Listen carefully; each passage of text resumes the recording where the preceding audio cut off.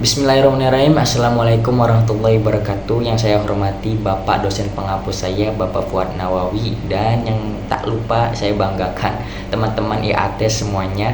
Baik, pada kesempatan kali ini saya akan membahas salah satu buku yang ditugaskan kepada saya untuk diterjemahkan, kemudian dibaca dan di-share, dijelaskan di channel YouTube ini. Buku yang akan saya bahas ini berjudul Sikap Ahli Nahwu terhadap Qiraat atau bacaan Al-Quran hingga akhir abad keempat, karya Dr. Sya'ban Sholeh. Karena saya nggak mau video ini menjadi panjang sampai 20 menit gitu, saya maunya sih sampai 10 menit aja, maka langsung aja ke pembahasan yang pertama. Sebagaimana yang kita masuk ketahui ya, ketika Al-Quran itu turun kepada Nabi Muhammad, nantinya Nabi Muhammad akan sampaikan lagi pada para sahabat. Nah, kemudian sahabat menghafal Al-Quran, kemudian menuliskannya. Nah, para sahabat juga nantinya akan mensetorkan lagi kepada Nabi Muhammad untuk menjaga kebenaran dan menghindarkan dari kesalahan membaca Al-Quran. Jadi setelah Nabi Muhammad menyampaikan Al-Quran kepada para sahabat, nantinya sahabat itu mensetorkan lagi kepada Nabi Muhammad secara tatap muka gitu, agar Al-Quran ini terjaga. Begitu pula Nabi Muhammad juga mensetorkannya kepada malaikat Jibril. Jadi Al-Quran ini benar-benar dijaga keutuhannya dan terjaga dari kesalahan penulisan dan pengucapan. Kemudian setelah Nabi wafat, tepatnya itu pada masa kekhalifahan Abu Bakar, Al-Quran yang tadinya berserakan di pelepah kurma, di bebatuan, di tulang belulang, itu dikumpulkan menjadi satu mushaf oleh Abu Bakar. Mungkin awalnya Abu Bakar itu merasa bahwa tindakan ini bid'ah gitu. Itu umat Islam, yaitu penghafal Al-Quran, banyak yang mati syahid pada perang Yamamah. Jadi atas usulan Umar, Al-Quran ini harus cepat-cepat dikumpulin agar enggak punah. Nah, setelah Al-Quran ini dikumpulkan menjadi satu mushaf, nah mushaf ini disimpan oleh Hafsah. Nah, pada kekhalifahan Utsman, jadi loncat ya dari Abu Bakar, Umar langsung ke Utsman nih. Pada kekhalifahan Utsman, umat Islam ini telah tersebar ya kemana-mana di penjuru dunia. Nah, pada saat ini ada satu kejadian yang tidak diingini oleh siapapun, yaitu umat Islam saling mengkafirkan satu sama lain atas sebab Al-Quran yang mereka baca itu berbeda antara satu dengan yang lainnya. Mereka menganggap bahwa bacaan yang mereka baca itu adalah bacaan yang paling benar. Padahal ya Al-Quran itu turun dengan 7 huruf, sebagaimana sabda Nabi bahwa Al-Quran itu turun 7 huruf agar umatnya itu mudah dalam membacanya. Nah, atas dasar inilah kemudian Utsman sebagai khalifah harus mempunyai tindakan yang bijaksana. Nah, jadi tindakan yang dilakukan Utsman ketika itu adalah mengumpulkan semua mushaf yang tersebar itu, kemudian dia menstandarisasikan Al-Qur'annya hanya menjadi satu huruf. Nah, kemudian pertanyaan selanjutnya, apakah yang dimaksud dengan 7 huruf itu sama dengan 7 qiraat? Ya, tentu ini berbeda ya. Kebanyakan orang mungkin menganggapnya ini sama, padahal ini adalah dua hal yang berbeda.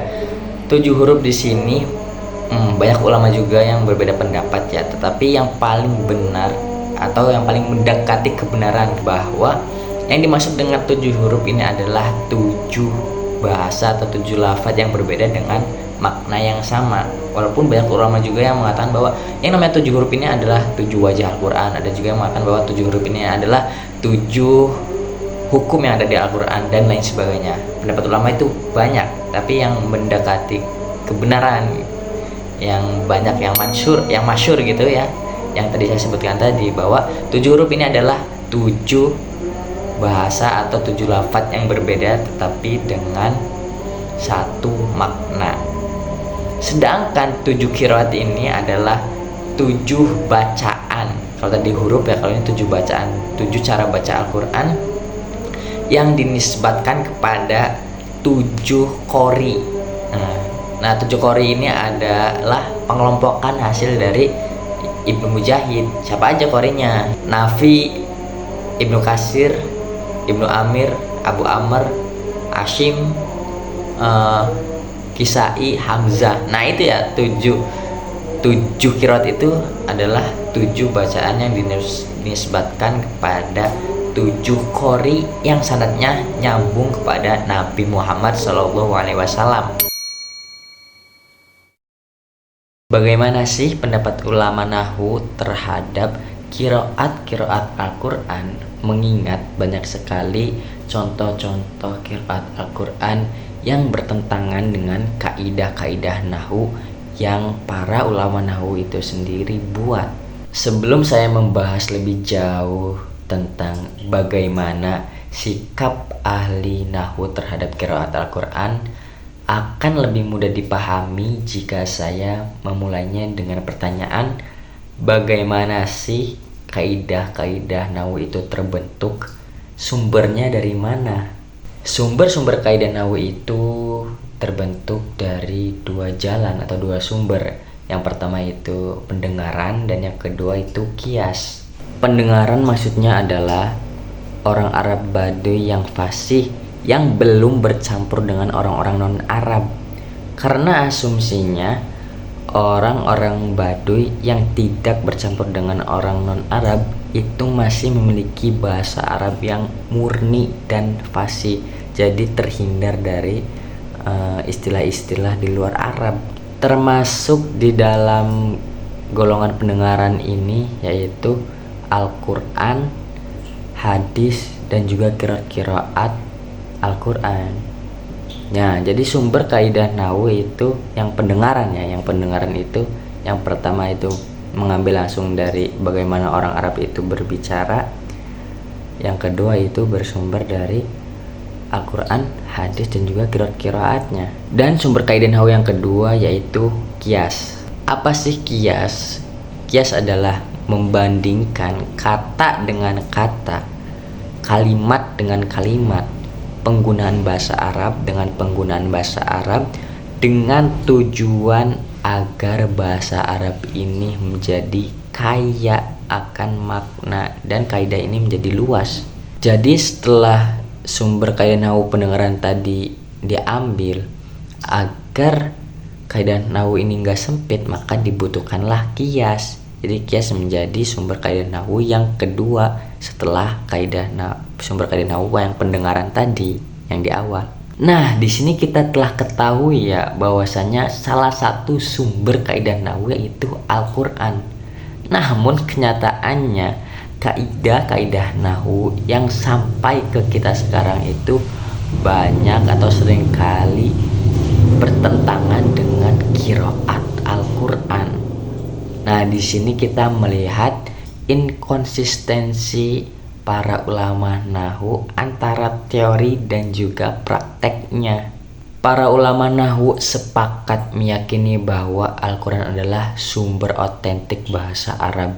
Namun pada kenyataannya, dalam merumuskan kaidah nahwu, para ulama nahwu itu lebih mengedepankan dialek kesukuan yang dianggap oleh mereka itu dialek atau bahasa Arab yang paling murni, sehingga mereka merumuskan kaidah bahasa Arab atas dasar dialek itu. Dalam menyikapi qiraat Al-Quran, para ulama nahwu ini dibedakan menjadi 2 kelompok. Kelompok yang pertama itu kelompok Atsari dan yang kedua itu kelompok Qiyasi. Kelompok Atsari adalah kelompok yang netral terhadap qiraat Al-Quran.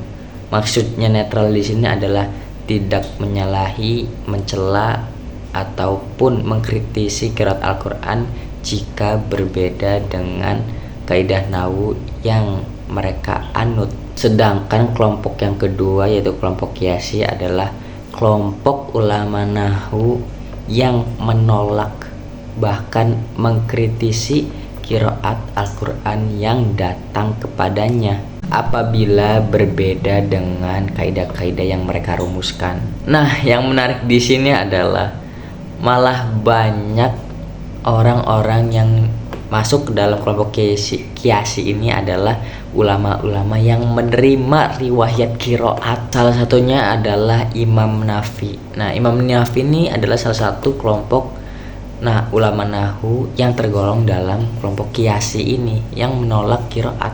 padahal dia sendiri yang meriwayatkan kiroat itu. Kenapa bisa demikian?